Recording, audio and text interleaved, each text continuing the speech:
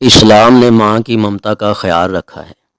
اگر میاں بیوی کے درمیان کسی وجہ سے جدائی، طلاق ہو جائے تو بچوں کی پرورش کا کون زیادہ حقدار ہے، کون ذمہ دار ہے، کون زیادہ مستحق ہے؟ اسلام نے یہاں ماں کی ممتا کا خیال رکھا ہے کہ اس کے بچوں کو اس سے جدا کرنے کا فیصلہ نہیں دیا جس سے اس کی ممتا کو تکلیف ہو، بلکہ حکم یہ صادر فرمایا کہ اگر بچہ چھوٹا ہے تو اسے ماں کی شفقت اور محبت کی خاص ضرورت ہے۔ اس کی زیادہ حقدار اس کی ماں ہے جب تک وہ نیا نکاح نہیں کر لیتی، جیسا کہ حضرت عبداللہ بن عمر رضی اللہ تعالی عنہ سے مروی ہے کہ ان امرأۃ قالت یا رسول اللہ ان ابنی ھذا کان بطنی لہ وعاء وصدجی لہ سقاء وحجری لہ حواء وان اباہ طلقنی واراد ان ینتزعہ منی فقال لها رسول اللہ صلی اللہ علیہ وسلم انت احق بہ ما لم تنکحی۔ ترجمہ کیا ہے؟ ترجمہ نوٹ فرمائیں۔ یہ ابو داؤد کی روایت ہے۔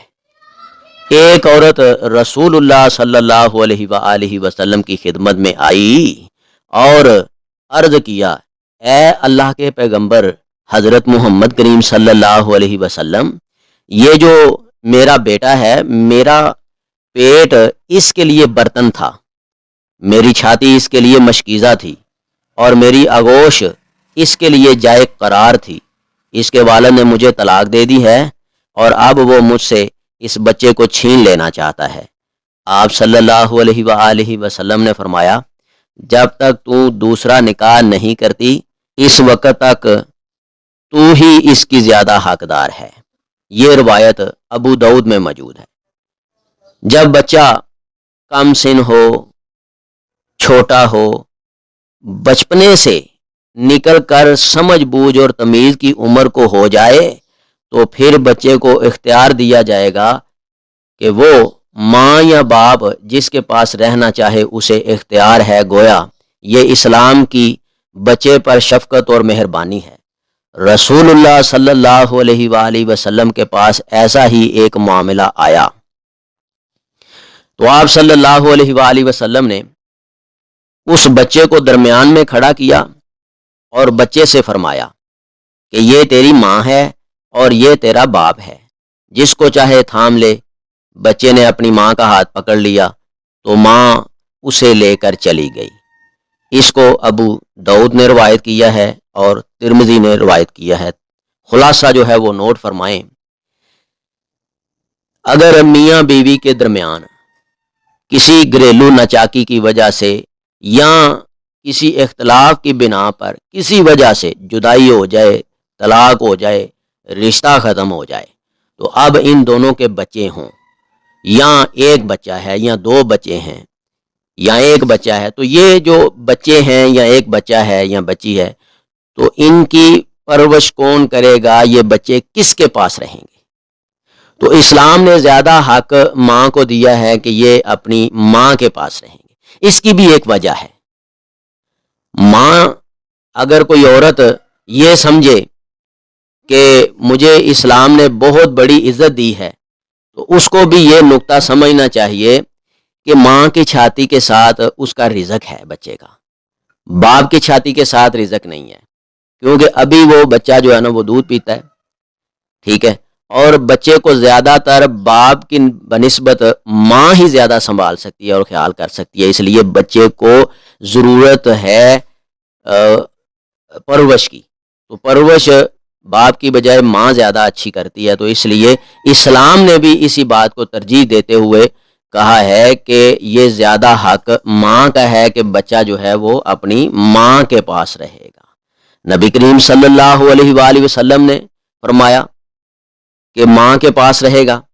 ایک عورت نبی رحمہ حضرت محمد کریم صلی اللہ علیہ وسلم کے پاس آئی، جیسا کہ پہلے میں نے واقعہ جو ہے نا وہ بیان کیا کہ اس نے اپنی ساری بات جو ہے نا وہ فیلنگ جو ہے اندر کی اس نے ساری بیان کر دی کہ یہ میرے پیٹ میں رہا ہے، میں نے اس کو 7 8 ماہ 9 ماہ جتنے مہینے بچہ پیٹ میں رہتا ہے، اس نے میرے پیٹ میں پرورش پائی اور میرا پیٹ اس کے لیے برتن تھا اور جب یہ پیدا ہو گیا تو میری چھاتی اس کے لیے مشکیزہ تھی، یعنی رزق کا سامان تھا، روٹی تھی، کھانا تھا، ہیں جی. تو اور میری جو آغوش ہے اس کے لیے، یعنی کہ میری جھولی، میرا دامن اس کے لیے آرام کی جگہ تھی، میری آغوش اس کے لیے جائے قرار تھی. تو اس کے والد نے تو مجھے طلاق دے دی کسی اختلاف کی بنا پر. تو اب وہ بچہ بھی کہتا ہے کہ میں رکھوں گا. تو آپ صلی اللہ علیہ وسلم کیا فرماتے ہیں؟ آپ صلی اللہ علیہ وسلم نے اس کو کہا کہ جب تک تو دوسرا نکاح نہیں کر لیتی اس وقت تک تو ہی زیادہ حقدار ہے کہ جب تم دوسرا نکاح کرو گی تب اس کو بچہ تم دے سکتی ہو، اس وقت تک تم ہی زیادہ حقدار ہے کہ اس بچے کی پرورش تم کرو. اور نبی رحمہ حضرت محمد کریم صلی اللہ علیہ وسلم یہ بھی فرمایا کہ بچہ جو ہے جب وہ اپنے بچپنے سے نکل کے سمجھداری کے دور میں آ جائے، تمیزداری کے دور میں آ جائے، اس کو سچ اور جھوٹ کا پتہ لگ جائے، اور اس کو تمیز اور بدتمیزی کا پتہ لگ جائے، اور اس کو رشتہ داریوں کا پتہ لگ جائے، اور اس کو پتہ لگ جائے کہ ماں کون ہے، باپ کون ہے، اس کو پہچان ہو جائے. جب وہ بچپنے سے نکل کے سمجھداری کے دور میں آتا ہے تو پھر اس کو اختیار دیا جائے، ماں کو ایک طرف کھڑا کیا جائے، باپ کو ایک طرف کھڑا کیا جائے، اور اس کو اختیار دیا جائے بچے کو. ٹھیک ہے کہ نہیں؟ اب یہ نہیں ہے کہ ماں رکھے گی یا باپ رکھے گا، اب ان دونوں کو ترجیح نہیں دی. اب اس بچے کے اوپر ڈیپینڈ کرتا ہے، اس کو جملہ اختیاریہ دیا ہے کہ وہ اب ماں کے ساتھ رہنا چاہتا ہے تو ماں کے ساتھ رہے، یا باپ کے ساتھ رہنا چاہتا ہے تو باپ کے ساتھ رہے. بچے کو درمیان میں کھڑا کیا جائے گا. ایسا ہی ایک واقعہ جو ہے نبی رحمہ حضرت محمد کریم صلی اللہ علیہ وسلم کے دور میں بھی گزرا. تو آپ صلی اللہ علیہ وسلم نے، یہ سنت ہے ایسا کرنا، آپ صلی اللہ علیہ وسلم نے ایسا کر کے دکھایا. تو بچے کو درمیان میں کھڑا کیا تو بچے کو بتایا گیا کہ یہ تیرا باپ ہے اور تو جانتا ہے کہ یہ تیرا باپ ہے، اور یہ تیری ماں ہے اور تو جانتا ہے یہ تیری ماں ہے. اب تمہاری مرضی ہے کہ ان دونوں میں سے کسی کا چناؤ کر لو، انتخاب کر لو، تمہاری مرضی ہے، جس کے ساتھ جانا چاہتے ہو تم چلے جاؤ. تو اس بچے نے ماں کا ہاتھ پکڑ لیا تو ماں اسے لے کر چلی گئی. آپ صلی اللہ علیہ وسلم نے اس کو نہیں روکا کیونکہ آپ صلی اللہ علیہ وسلم نے اجازت دی تھی، جملہ اختیاریہ دیا. جب اختیار دے دیا جائے تو بچہ جس کو پسند کرے کر لے، اس کے بعد پھر بچے کے اوپر سختی نہ کی جائے، نہ اس کے ساتھ سختی کی جائے جس کا وہ بچہ انتخاب کرے. اللہ تعالیٰ ان باریکیوں کو سمجھ کر عمل کرنے کی توفیق عطا فرمائے. آخر میں اپنی بہنوں کو، اپنے بھائیوں کو، اپنی بیٹیوں کو، ماؤں کو یہ عرض کروں گا، منت سماجت کروں گا، بھائیوں کی بھی منت سماجت کروں گا. پیارے بھائیوں، پیاری بہنوں، خدا کے لیے گزر بسر کرو، گزارا کرو، ایک دوسرے کو معاف کرو، اپنے گھر بساؤ، اپنی زندگیاں تباہ نہ کرو، اپنے بچوں کی زندگیاں تباہ نہ کرو، اپنے ہسبینڈ کی زندگی نہ تباہ کرو، اپنی بیوی کی زندگی تباہ نہ کرو.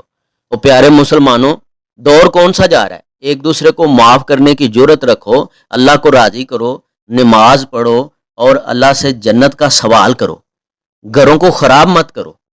اللہ تعالیٰ آپس میں محبت، الفت، پیار رکھنے کی توفیق عطا فرمائے. آمین یا رب العالمین.